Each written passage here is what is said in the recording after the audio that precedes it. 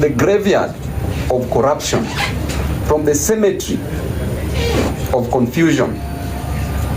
And clearly, this is a sham. Governor Sakaja has reduced himself because right now he's going to work under the county government, under the national government of Kenya, which means that all his roles have been waived. He has transferred all his responsibilities to the national government. So we condemn this act, and I know that there's nothing new that is going to happen. Transfer of a function like roads, transfer of functions like water, street lighting, and garbage collection. This is just going to be new corruption. First of all, the national government should explain to Nairobians where the on-source revenue is for Nairobi. The governor did transfer these functions the first few months he got into his office, because the governor only has a right to view only the servers, where the on-source revenue is collected. And I will come back here with that dossier where the on-source revenue is collected at Interior Office. I have all that. There was a recommendation that the governor ought to have been prosecuted. He's being protected by the higher powers. And Nairobi can run itself.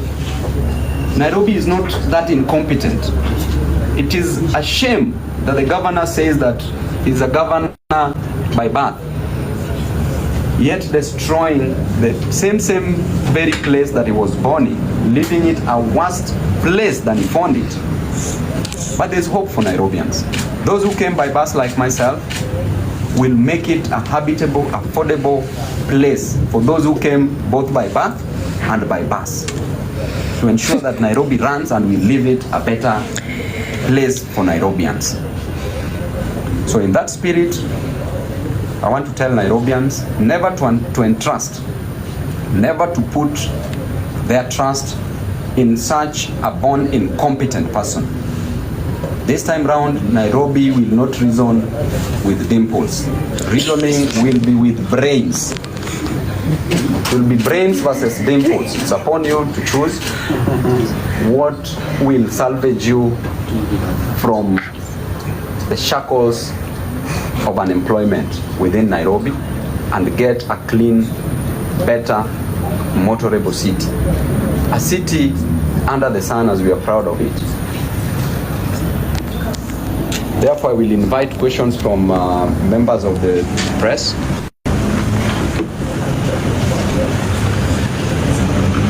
Maybe, question, what will be your take with regard to the representation of the steering committee, whereby we have some cabinet secretaries, majority from the national government versus the ones from the county government? What will be your take on that?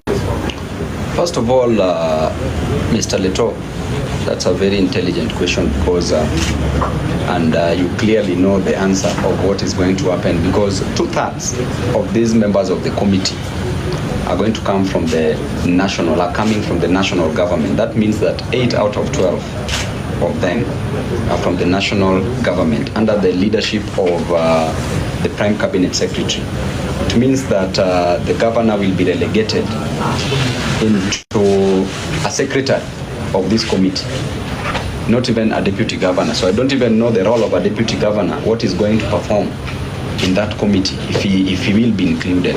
That clearly tells you that there's a hostile takeover because of that imbalance of the numbers. And it was probably done to incorporate some of a few members of the county government just to avoid shaming the governor.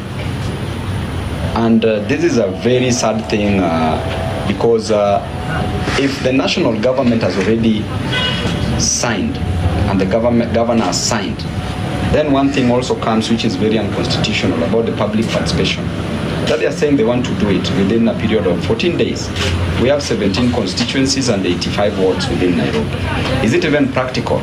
But going by the doctrine of legitimate expectation, the moment they sign it, then it means that they already know the outcome. There's already an expectation that it is going to be implemented, because the moment it is signed, now it should be implemented. So these are going to be just exercises in futility, PR exercise. Cabinet secretaries are in this. That tells you that there's a complete takeover. A complete takeover. When you have a company and you own 50% of the shares, you own 51% of the shares, and another person has 49, this company belongs to the 51%, correct? And that is why we were fighting that Safaricom ought not to have been sold, should not be sold. Because we know that this Nairobi is going to run under the leadership of President Ruto. Now the next question is, what intention do they have in Nairobi? What is it that they want to do in 1 year that was never done in 4 years? What is it? What is it that they want to do in 1 year? So it means that these are just corruption scandals that's going to come up. There's going to be pilferage of money. And clearly, the governor is already satisfied. The governor is one of the billionaires now in this city. It's quite unfortunate that he's a governor and he has created a billionaire in himself instead of creating several millionaires within Nairobi County. Yes. Babu, unakuja kwa Kiswahili. Ndio. Atakuwa zaidi ya moja. Kwanza, rais anasisitiza kwa sasa, anazungumza anasema kwamba hawajachukua kaunti ya Nairobi, kwamba wameshirikiana tu katika kufanikisha majukumu ya kaunti ya Nairobi. Sijui maoni yako yapi kuhusiana na hilo. Pili, kuna hili swala la uwajibikaji.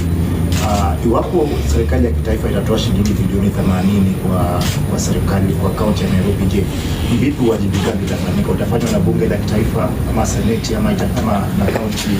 It becomes a problem if la tatu, yes. Sijui unahisi kwamba gavana Sakaja amefeli katika kutia saini mkataba huu? Inadhihirika kwamba amefelisha kazi ya kaunti ya Nairobi. Jambo la kwanza, in the spirit of devolution, tunaambiwa kwamba hii mambo ya devolution rais mwenyewe anaiua, kwa sababu Nairobi as a capital city that controls a very large percentage of our economy